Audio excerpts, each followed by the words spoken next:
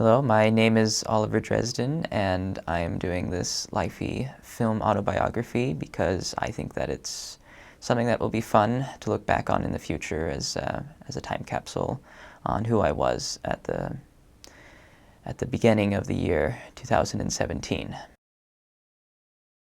My earliest memory is when I was probably 4 or 5 years old.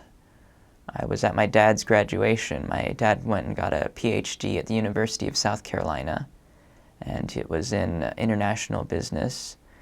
When he got the PhD, I remember that he was in a big robe, and there was a big hall, and there was lots of people, and I was dressed in a dark blue and white striped t-shirt, which was, at the time that I was 5, the best clothing that I wore ever. That was all that I had that was formal.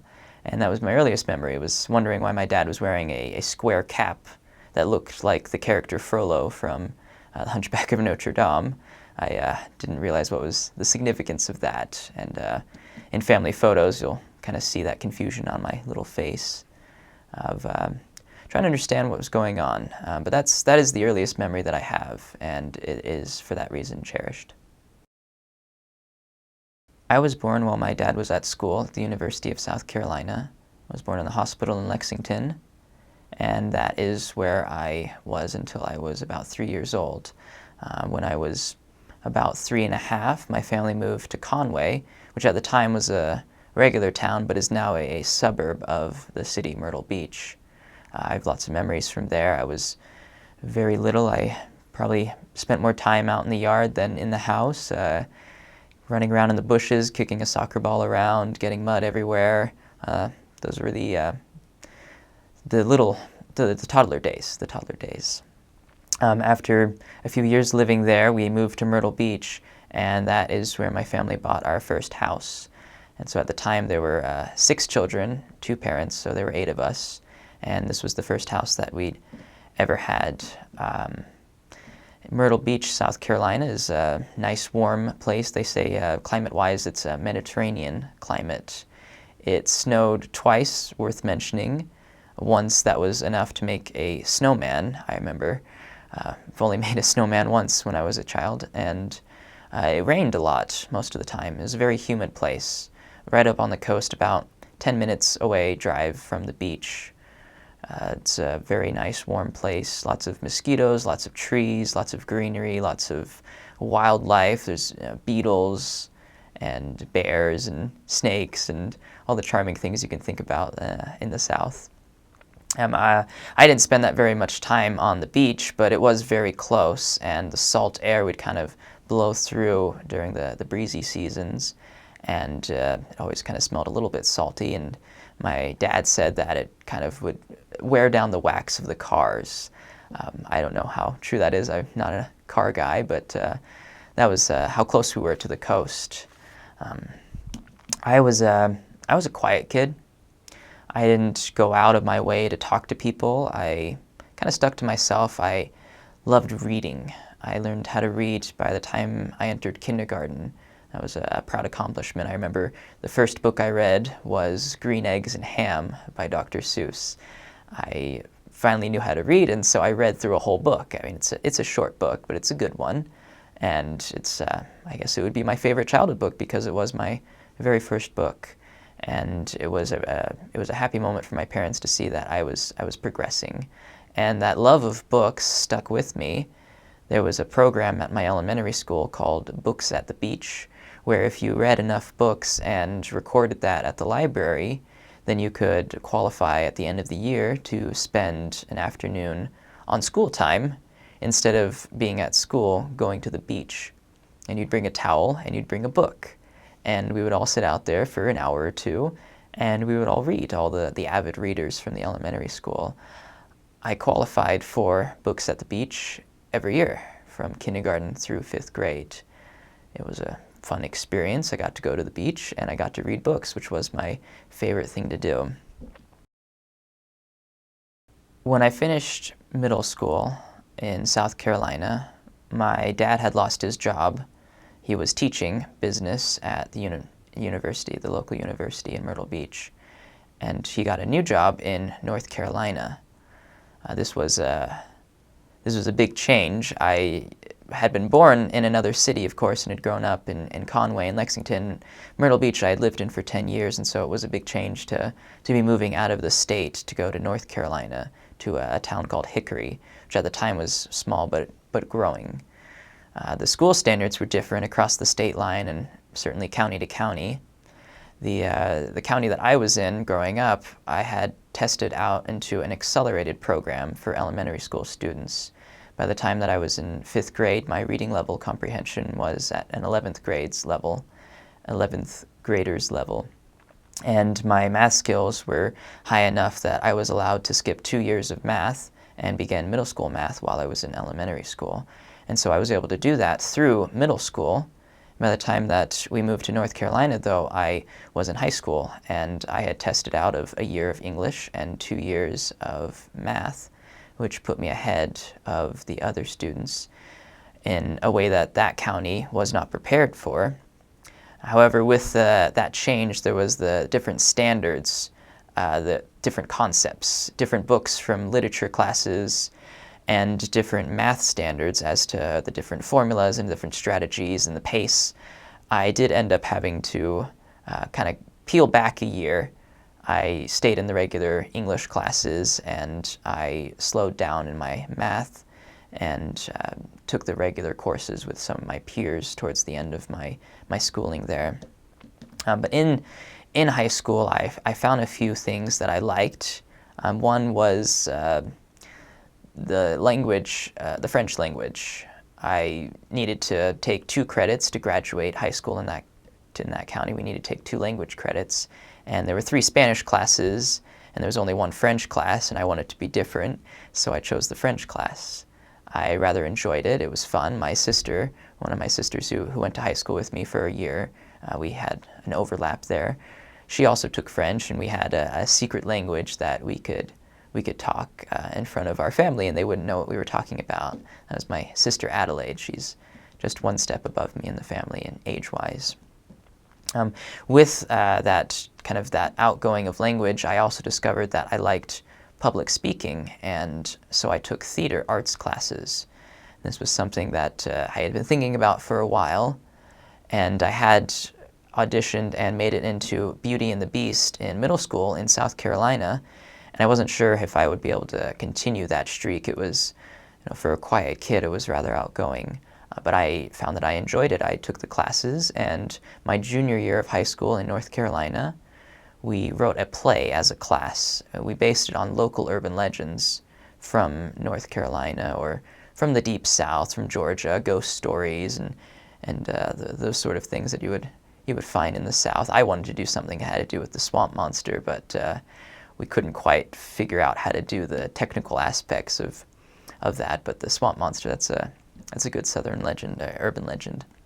But with this theater class, we did some other things that were interesting. Like we did a yoga program, which is not necessarily a theater pursuit, but it was that sort of culture that we had built in that classroom.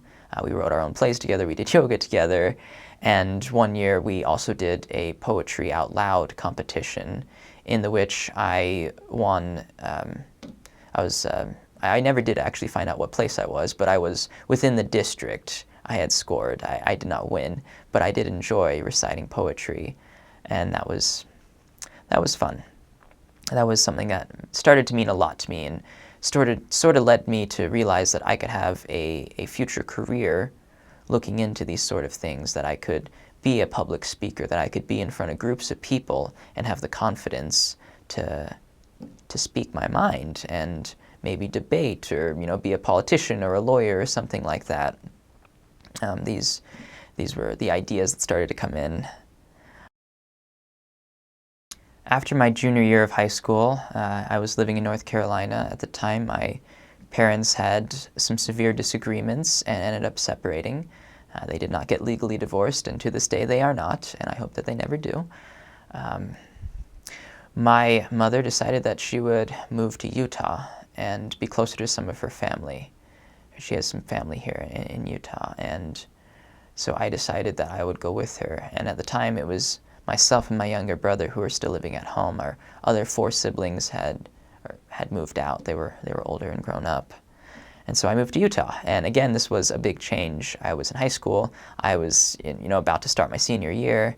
I was 16 years old, and this was a lot to take in. It was literally across the country from North Carolina to Utah, but it was something that had to happen because of the circumstances surrounding it and my family life. So I decided to move to Utah with my mom. And there I was the man of the house. And this was a coming-of-age experience to know that I was the one that had to be the anchor. Not financially, because I was not an adult, but more emotionally or socially. Household chores and fixing things and talking to the neighbors and mowing the lawn. I built lots of furniture there, bookshelves and cabinets and dressers, and I did that just with my hands and tools, of course, but there was something about it that I later found out was a cultural heritage, that on my father's side, we were furniture makers when we came to America, when we immigrated to America generations ago. And so there was something perhaps even inherent, I would argue, about building things with my own hands. But this growing up, this coming of age it was like a rite of passage. I was becoming a young man, and I was beginning to do things that adults would do. I was watching over a home. I was watching over a family. I was preparing meals and doing laundry and the sort of things that a child didn't have to do, but an adult does. An adult does out of responsibility, a sense of maturity. And this was something that I had to become when I was still a teenager. But with the move to Utah, again, the state standards had changed, and the schools were different. Because I was accelerated in South Carolina and then half accelerated in North Carolina, what it translated to in Utah was also half accelerated. I was able to take my senior year of high school in just one semester. I did not have to take math credits or English credits because I had exceeded that limit. I did not have to take science either. It was a very easy semester in Utah, and I graduated that semester early and was able to stay at home and work and do household chores and read books, which was, of course, what I had always wanted to do. I had time to myself, and it was a good few months. I got a local job from someone from the church who had their own company, and I was able to work there, working in a warehouse, packaging hitch covers for trucks. They were stickers on plastic pieces, and I bagged them and barcode them. And anyways, the details were grueling because it was very repetitive labor. But it was a job, and it was the first job I'd ever had, and I was proud of it. I worked hard, and I felt, again, that I was growing up and that this was me earning my life savings. This was me becoming a man. So my senior year of high school, I applied to only one college, and I was hoping that I would get in, and thankfully I did. I applied to Brigham Young University in Provo, Utah, and I was accepted and enrolled the fall semester following my graduation, my senior year of high school. I enjoyed the culture that I received there. It was fascinating to look around and see people from 20-something different countries and all 50 states of the United States, and to see that there was a community of happy, productive people who wanted educations. Sure, there were people who were just there to have fun, but that was part of the college experience. BYU meant a lot to me. I did not have a major when I began. I did not know what I wanted to do for the rest of my life. At the end of my freshman year of college, I did choose to be in the communications program, which at the time was journalism, public relations, and advertising, and I chose a journalism emphasis. That was what I wanted to do. It was inspired partly by the film All the President's Men, which is about journalists prying after the story about the Watergate break-in and President Nixon, and unraveling this massive conspiracy and taking down all the corruption. It was quite the scandal. The President of the United States, President Nixon, resigned because of the work that journalists had done prying after what was true. And that story just appealed to me, and so I decided that if that's what people were doing in the world, I wanted to be a part of it. I wanted to be a part of that. Once I had that major in communications, I realized that I had to apply that. I needed to do something with that. And I began reading the newspaper and studying international studies, international area, international development, international relations, seeing if maybe diplomacy or working for the UN or some other organization that would allow me to see the world and these world-changing events, see if that could be my possible career path. I wanted to travel the world. I still do want to travel the world because I have not currently in 2017. I want to be able to go to Europe and Asia and Africa and South America and just all these places that I've never been. Australia, Antarctica even, if the chance arises. I'd love to travel. But I wanted to also to have meaning. Like I said, I was studying international development and realizing that there are good things that I could do to help the world, that there are people who are suffering, people who need a handout, people who need a friend, and that as a journalist, someone who could travel the world, I could do my part to witness, to testify of what was going on in the world, to right wrongs that were happening all over. This became part of my vision. I began studying war correspondents like Marie Colvin. Marie Colvin became one of my inspirations. She was killed in Syria during the Civil War in 2011. That Civil War is still going on, as history books will tell. And she was killed by an artillery strike that was done in a civilian area. And she should have been safe. She should have been safe. And the stories that she was telling were the ones that were behind the enemy lines, that were at the front lines of conflicts. She went to these war zones, and I realized that sounds important. But I didn't want to just do it as a journalist, and so I began to think maybe I should do this with United States soldiers, the Army, the Marines, the Navy, Air Force, Coast Guard, whomever and wherever they go. There needs to be someone telling their story. I believe that there are heroes in the armed forces and that they're unsung a lot of the time. I know that there are conflicts all over the world, and I believe that there is good going on too, that there are good people helping each other, that there are people being liberated and freed, and that if those stories could be told, then that would be able to uplift people. It would enlighten the world as to what was really happening, and that there was good fighting all the evil that we see in the news. And so I want to pursue that as my career. I'm in the journalism program now, and I want to pursue that. It would be at the end of my career that I would be able to write a memoir. Became one of my goals as well. That a lot of times the military will want to keep things private or quiet, things that would question the safety of the military and of the government and of the civilians involved, and that they would have things that they would need to keep secret to protect people's lives. And I would understand that and write an anonymous, change the name sort of memoir, and something that would be like American Sniper or The Things They Carried, the sort of things that would be able to tell the story without having to identify necessarily who it was or where it was, but being able to capture the emotion, capture the flavor of the people there and what they were going through.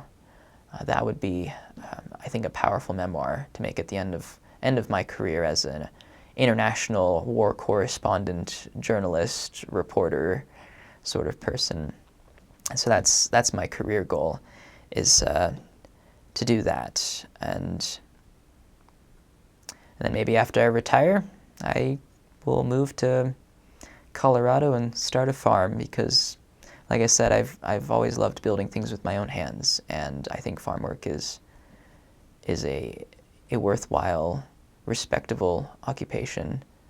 I have goals for journalism for now, but I think I'd like to fall back on farming and just have a family and a small farm, a small ranch, raise a few animals and a few crops, and I really think that would be charming. That would be a happy way to live out the rest of my life, a simple life.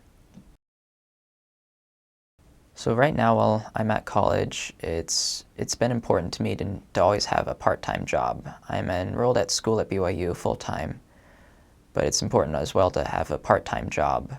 Right now I work on campus and I'm in physical facilities, which sounds a lot better than custodial, and that's something that I've done for these whole 3 years that I've been at BYU. I think it's important to work hard. I think it's important to work through college.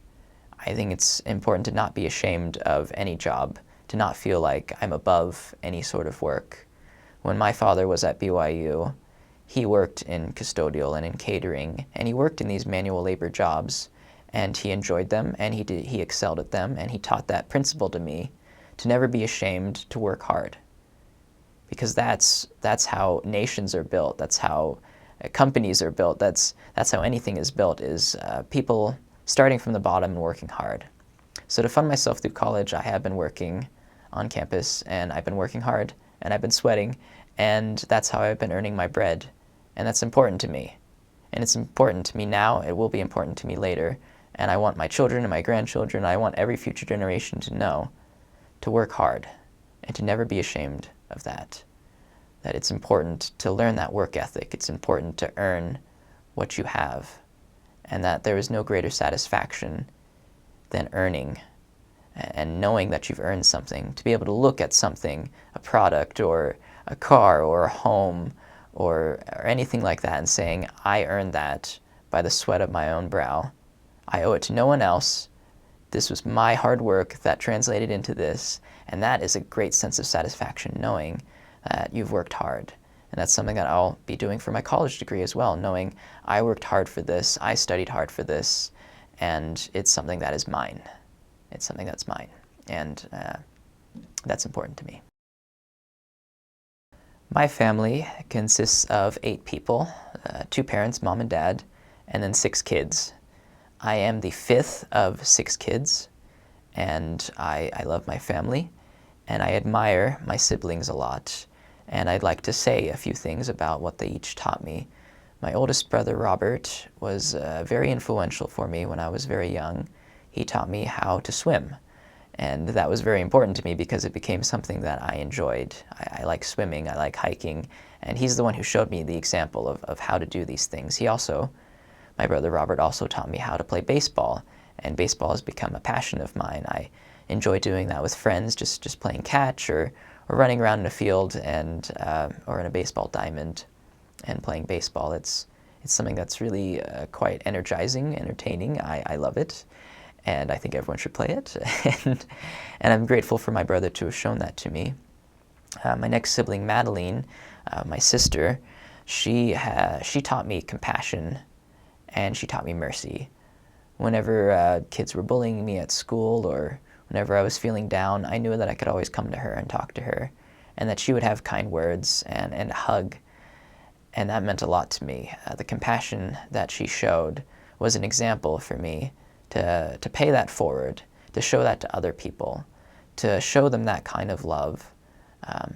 That's an important thing to learn at an early age, and I'm grateful for my sister to have taught me that.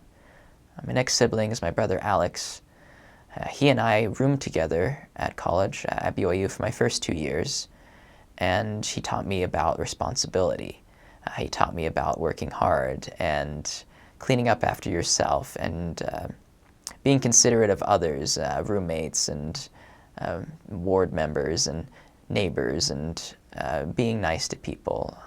He taught me that. He also, when I was a kid, when I was younger, he taught me how to ride a bicycle and helped me get to the point where I could take training wheels off, because that is a rite of passage of a young child, is to be able to be on a bicycle without those training wheels. He taught me how to get to that point, and I'm grateful for that. My sister Adelaide, she taught me to study hard. She was the one with whom I went to high school at the same time. We overlapped for 2 years, and she was always studying. I don't know how she did it, but she also had a lot of friends. So I don't know how she had that balance, but she figured out how to have lots of friends, to have lots of fun, but then to also study really hard and do really well in class. She figured out how to do that, and was an inspiration for me to figure out a balance with that as well. Again, being a rather quiet guy, I didn't always seek out friends, but she showed me that it's totally possible to enjoy reading and other quiet hobbies, and to study hard, but then to also have friends and be social and outgoing. My younger brother then is the last sibling. My younger brother Max has been an inspiration to me because we grew up together. My other older siblings, I guess I grew up with them, but Max grew up with me. I was able to watch him from when he was a baby to where he is now, and now he's an adult. And we shared the same room and the same bunk bed for years. We got along famously, and sometimes not so well, but we always found a way to work things out together as roommates growing up. We'd share toys, and we'd share stories, and sometimes clothing, with the hand-me-downs. And I remember one of my other early memories is being at the hospital when he was born. I don't remember anything of him being born specifically, but I remember being there, and that there was a reason. It was because my baby brother was being born. And now he's an inspiration to me because he's grown up a lot. He's an adult. He's got a very good job. He works hard, and he's proud of who he is.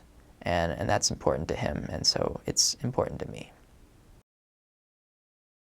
So being a member of the Church of Jesus Christ of Latter-day Saints, family history is important. And it's important for many reasons.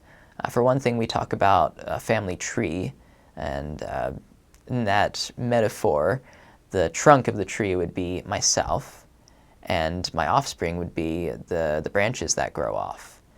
And the tree gets taller as more time goes by and more generations grow. But on the converse, I need to understand my roots. And with family history, in that tree, a family tree, the deeper the roots grow, the stronger the tree is. The stronger it becomes, the more we know about our ancestors, our roots, where we come from. And so it's important to understand our ancestors.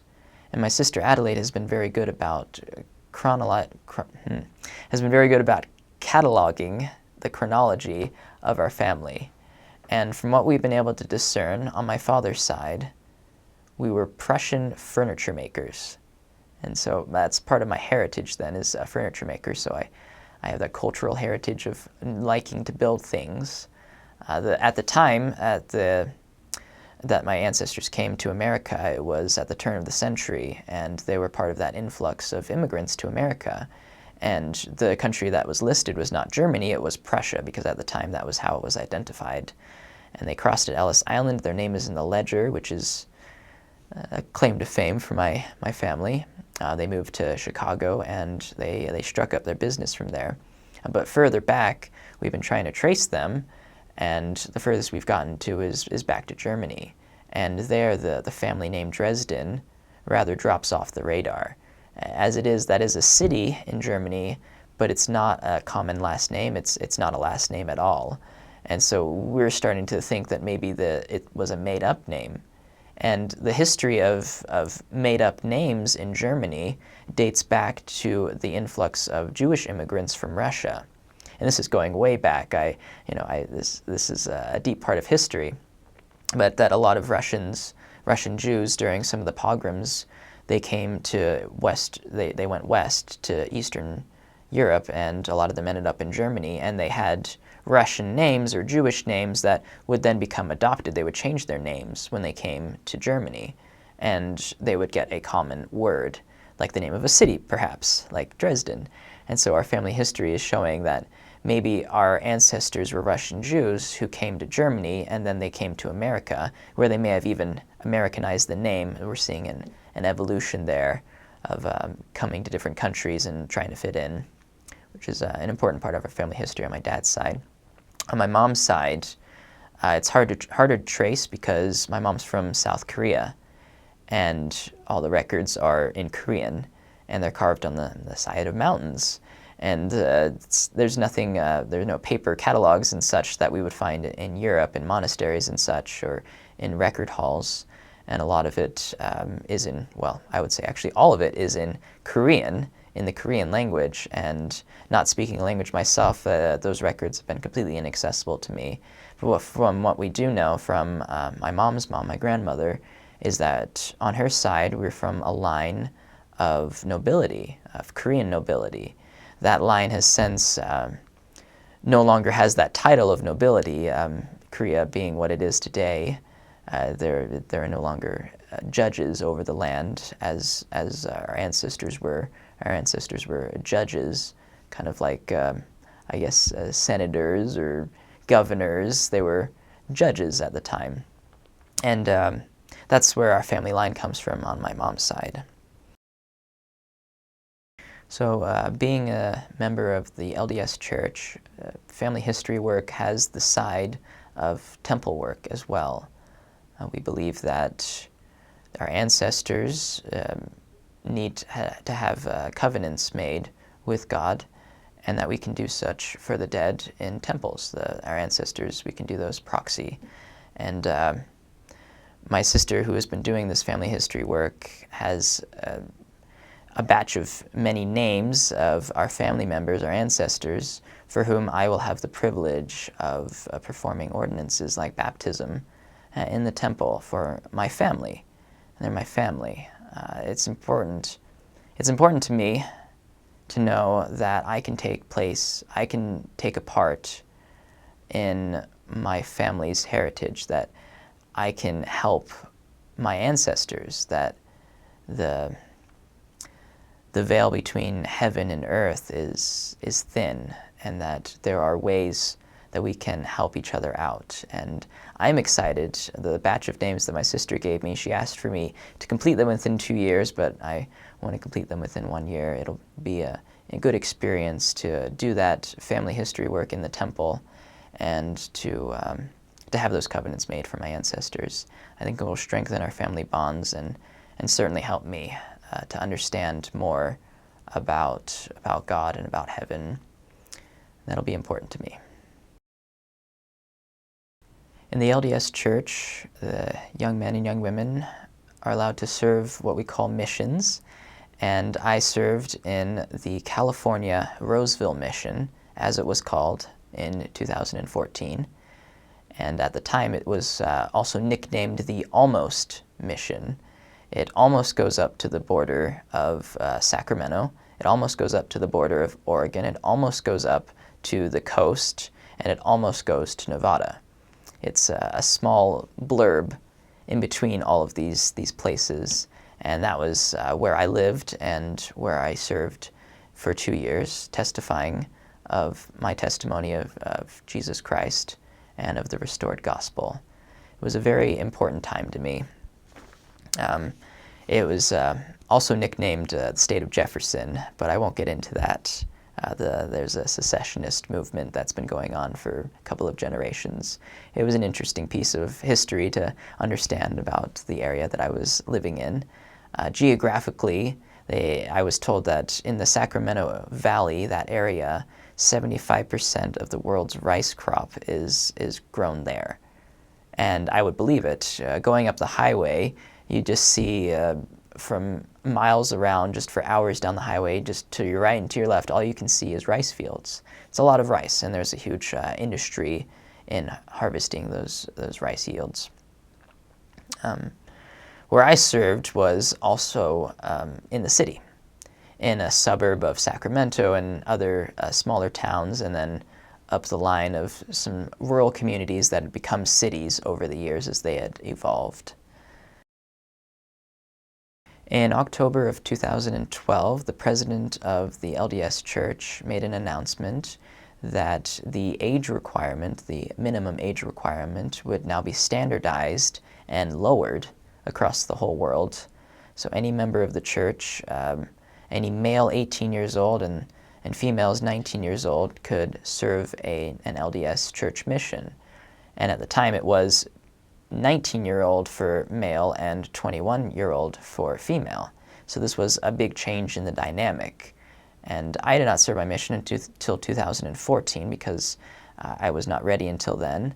I was 20 years old around the time that I left, and I was surrounded by a bunch of 18-year-olds who had just barely graduated high school and had decided to serve a mission. Every one of my companions had done that. They were ones who had come out at 18. Either they were 18 at the time or they were 19 or 20, depending on how far along they were in their missions. But every one of my companions had come out on a mission when he was 18 and fresh out of high school. So with that, being a little bit older than some of my peers, I tried to befriend the adults. There were some senior couples who were very sweet, very great giving grandparent sort of figures who were very kind to me. And there was my mission president and his wife. And my mission president and I, we got along fairly well for the most part of my mission. And whenever I would see him, we would strike up a conversation. And it was always good to have a mature conversation. I didn't feel like I was talking to a child. And that's not to say anything offensive about any of my companions. They were who they were. But I preferred speaking to adults. I mean, it goes back to the background of me being a quiet guy who read books growing up, and I felt like I needed to have these adult conversations, and sometimes that was not possible with the other missionaries because they were like children to me. And when I was about 22 when I went home, and as more missionaries were coming in to replace the ones who were going home, a lot of them were 18-year-olds towards the end of my mission who were, again, fresh out of high school, but just barely fresh out of high school. And I treasured the time that I could have with my mission president. I made really great friends with him and his wife, and I appreciated the influence that he had and that we were able to treat each other fairly as adults, and that was a good feeling. In the California Roseville mission, at the time that I came in, there were 70 bike areas and 14 car areas, if I remember the calculations correctly. So for a majority of my mission, I was on a bicycle. And that's not uncommon for missions. A lot of other missionaries, my siblings certainly will be able to speak the same, that bicycling around was the way to get around as a missionary. The uniform was at the time a white shirt and a tie, and then formal pants. And it got a little stuffy sometimes, but it was worth it. We struck quite an image, biking basically in a suit. But uniform is what it is, and when we were in people's homes talking to them or at their doorstep, we looked the way that we were supposed to. We looked formal and professional, and that was the purpose. One of my favorite stories from my mission, though, was not while I was biking, I was walking. This was in a suburb of Sacramento towards the beginning half of my mission, and there was a fellow that I had taught who had been smoking marijuana, and he had a nervous breakdown and ended up going to rehab, and I didn't think I would ever see him again. And a few months later, I was still in the area, and I saw him on the street. He had this little motorcycle. I'm not sure what it would be called, but a very little one that looked like it was for a child. But I saw this motorcycle zip by me, and I'm on the sidewalk with my companion, and I'm thinking, well, that looks really familiar. And suddenly, this guy on the bike pulls over across the street, and I just hit the crosswalk button. The crosswalk light flashes. He turns around, and he waves at me, and I'm like, I know that guy. And so I just ran as fast as I could, and I just booked it across the intersection. The crosswalk light was on, so it was totally legal. And I just gave him a big ol' hug, and I was like, I thought I would never see you again. And he told me that, he quit drugs, he was clean, he had a job, he'd moved back in home, and he was correcting his life. And this was an opportune time to begin changing his life. And that's what a testimony of Jesus Christ can do. is change your life. And so he was right for it. But again, I had been in the area for a few months, so I had to leave. That was the way things worked. I would only stay in an area for only for so long, and so I left. So I did not have the chance to teach him again, but I did have the chance to see him again, and that was truly a miracle. That was truly a miracle. I met some of the best people on my mission in California. I also met some of the worst people. I met a lot of angry people. I met a lot of people who were on drugs or had other problems that were very serious and that they were stuck in. And we did what we could, but when it comes to it, you can only help someone who can help themselves.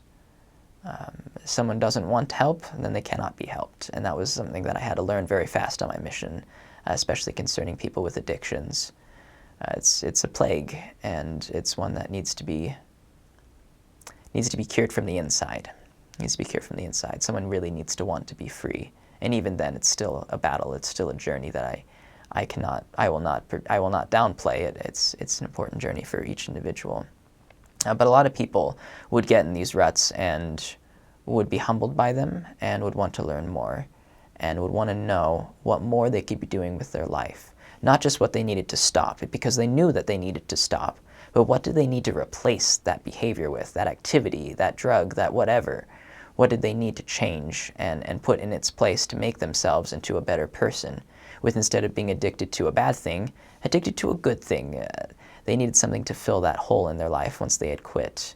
And a lot of times that's where the missionaries were able to step in. That's where I was able to help them, to find them. Some of the best things that I experienced on my mission were really good. There aren't words to describe. There were a few people who my companion and I, across the 2 years, different people in different areas who had legitimate needs, sincere concerns, and I was able to help them. I was able to share with them my testimony of Jesus Christ and the gospel and the scriptures and prayer and the different behaviors that they could do, and they improved their lives. And I was able to be there and see it. And I could see that they were happy. And I could see that they knew, as surely as I knew, that these things were true, that these things were good, that these things were changing their life. I will never forget how good that felt to be teaching someone, an 84-year-old woman, to be teaching her in her dining room and for something to click. I couldn't remember what the concept was, but something that we were teaching her, it finally just made sense to her. And she had this aha moment. And she just looked at me and she just smiled. This big smile. And I could tell, you get it. You get it. That's great. You get it. And for these ideas, this gospel to change someone's life, that was amazing. Not to say the least of what it was doing for me, changing mine. The majority of the people I taught were either elderly or were children. The only baptism that I saw on my mission was of a little child who was 9 years old. Those experiences were precious to me because they taught me about what my place was, about what I needed to learn, about who I needed to become. And while I was teaching people, they were teaching me back. And they were teaching me not just about the concepts of the gospel, but how to apply it. They were showing me how they were changing their lives using the gospel principles that I had grown up with. And that meant a lot to me, because then I saw what more I could do, and I was becoming better too. And that was the fantastic experience of serving an LDS mission. That was the dream. And I wouldn't give it up. I would not go back and change it. Not a thing. I learned so much over those 2 years, and I'm grateful for every minute of it, the good and the bad. I'm grateful that I was able to learn from everything and to grow and to become a better man and a better person and to be who I am today. I want to remember this I want to remember forever that I have a testimony of Jesus Christ, that I have a testimony of prophets, that I have a testimony of Joseph Smith being a prophet called by the Savior Jesus Christ to restore the gospel. This means a lot to me. It means everything to me. To know that I have a Savior, to know that I am part of a plan, and that I am doing good in the world, real good that is helping real people, that means a lot to me. I have always believed that Joseph Smith was a prophet. I believe that was a gift from God, that was never a question in my mind as a child. I always knew that we have living prophets. I have a testimony of Jesus Christ. I know that he is the Savior of the world. I know that living the gospel is the most important thing that I can do, that it comes before everything else. That when the end of my time comes, the only thing that will really matter is how well I lived that gospel. And I'm going to be holding myself accountable to that because I'm making this record. And I'll be able to look back and know how surely I knew it now. And I hope and pray that I will know that forever. Because truth is truth, fact is fact. God is real. His gospel is true. His gospel is eternal. I know this now, and I want to always know it. And that is the most important thing that I know.